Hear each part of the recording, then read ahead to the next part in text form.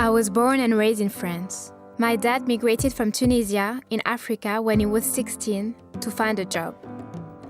My mom came to France when she was 18 from Martinique, a small island in the Caribbean.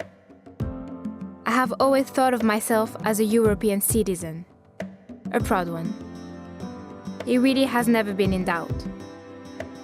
From a young age, I have always been able to travel freely all around Europe. When I was 17, I decided to move to England. I have been living here for the past 5 years. It is my adopted country. It used to feel like home. Following the Brexit vote on June 23rd, I feel very differently. It feels like I should go back to France.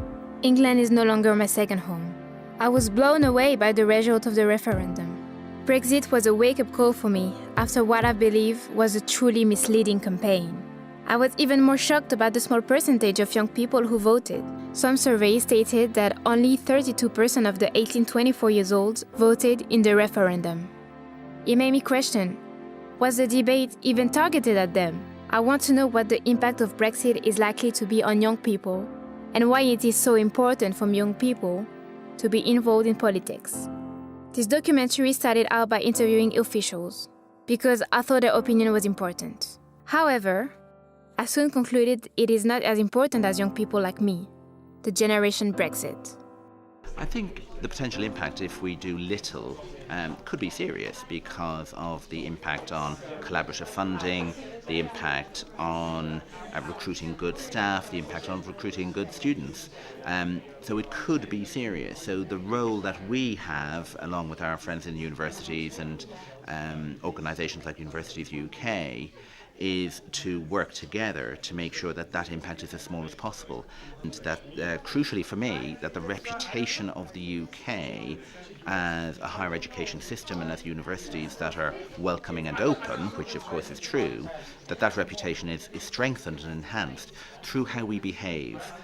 So we have to be authentic and we have to be active. My investigation took me onto the streets of London. I went to the March Against Brexit. More than 100,000 people marched that day. It was historic. However, once again, I was quite concerned about the turnout of young people. They weren't as many as I expected. I met Vivian and Abigail. They were both 17 the day of the referendum and therefore couldn't vote. Here, they explained to me the reason why they went to the march. We're here for the Brexit protest march because we have benefited a lot from the EU. We're languages students, we're really passionate about the EU and its benefits. It provides lots of opportunities for young people and the opportunity to travel is just priceless and experience other cultures. Yeah. As a language student, I know how much I will benefit in the future from being in the EU, so I'm annoyed that as I'm under 18 I couldn't vote and I didn't get my voice heard in the referendum. So what are you expecting from today? Theresa May to stand up and listen to the 48% of people, also to actually think about what people voted for. Yeah, also just since we weren't given the vote, we want to feel that at least our voices have been heard in some way through this process today. On that day, I met quite a few people that were not old enough to vote when the referendum happened. But they still came to the march to make their voice heard. Gabriel and Effie traveled from Birmingham.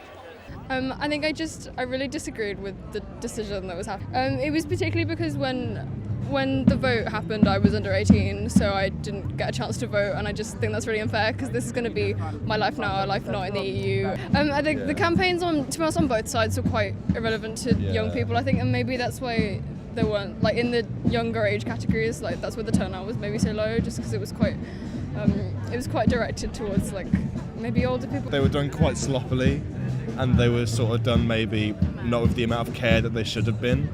I think it'll impact the younger generation more because we're going to be here for longer. It's the sort of stuff that's affecting us.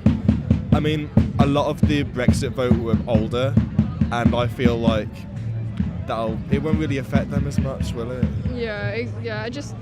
I just really do think that the 16 and 17-year-olds should have had the vote because that would have made much of the impact. I think it would have. Yeah. We would still be in the EU if we had the 16-17 vote. Yeah. After talking to young people, I was drawn to Maria by her sign, which read, "Fluent French speaker, parental leave, safer food, better job contracts." In her professional capacity as a lecturer, I asked her why she thought the turnout was so low and why young people appear to not have been that bothered to get involved. And I'm very worried about the consequences of Brexit for our students in modern languages at the university. Because as a young person, I got a lot of benefit from being able to live and work in different parts of Europe. I lived in Germany, I lived in different parts of France, and I feel very sad that my students and my children won't be able to have the same advantages in the future. I think we failed. I probably failed. I didn't go out and campaign and try to convince people how important it was to go out and vote.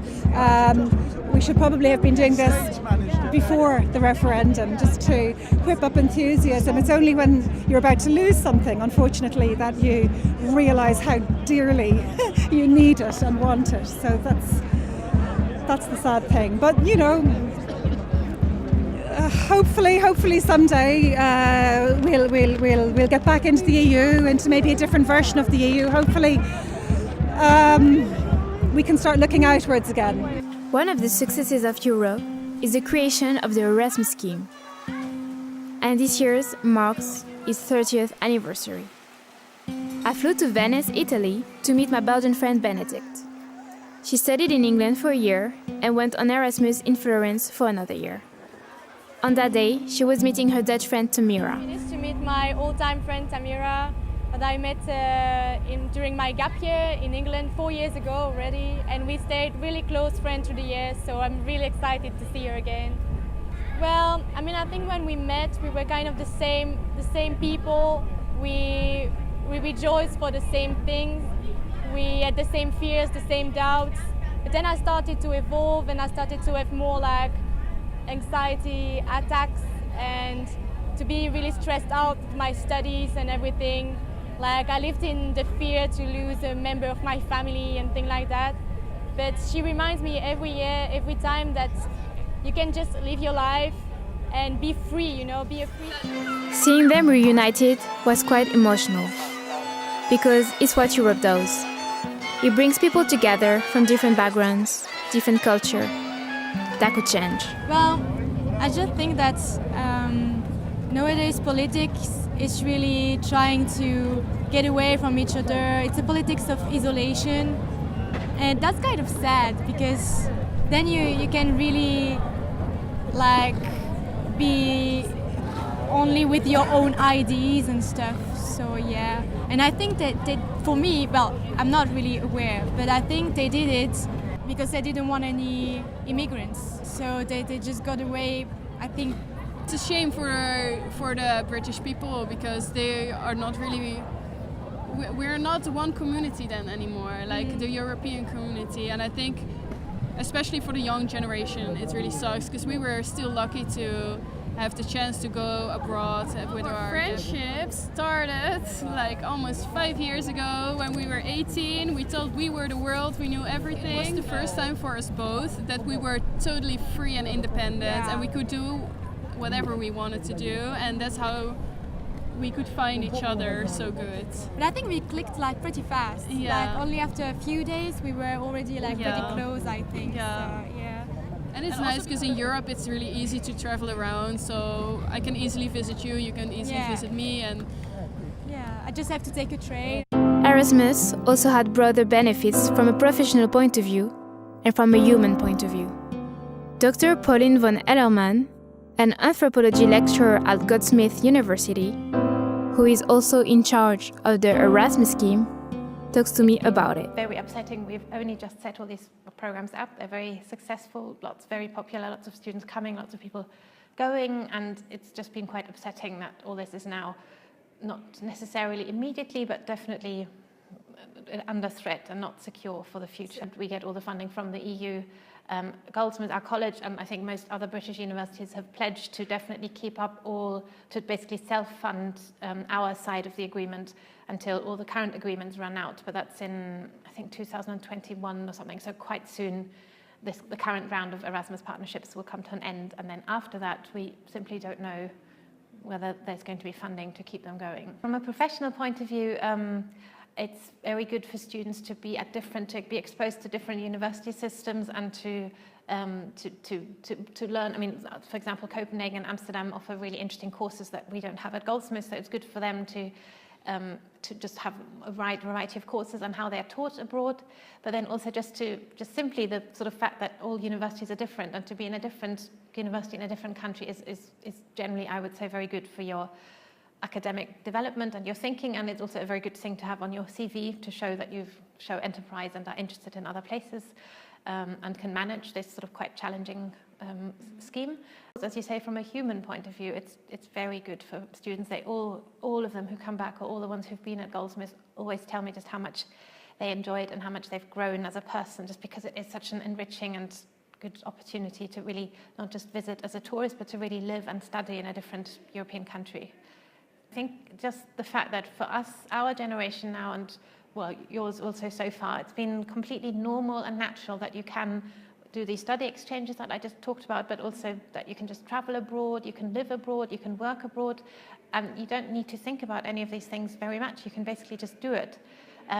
But what most people are not aware of, that all this is really the result of a lot of legislative history and decision-making and agreements that don't just exist, that sort of had to be reached, and that are basically part of what the EU is all about.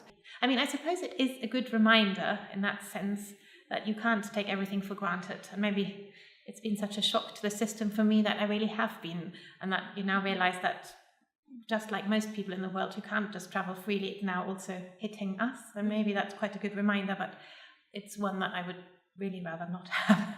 Talking about Brexit and the political things going on in this country and in America and all these things, just because they are so important, I've realized there's no space for neutrality or trying to be objective or something when so many things are going on. So I really do talk to students a lot, and To investigate further and look at the benefits of being in Europe, I went back home to France to catch up a friend I hadn't seen for a long time, as we were both really busy studying and traveling. It's focused a lot on international. Every year I had the chance to go abroad, and I chose to go abroad for the program Erasmus. So in my second year I went to Finland to study, and on my third year I had the chance to go do an internship in London and to work in a business company.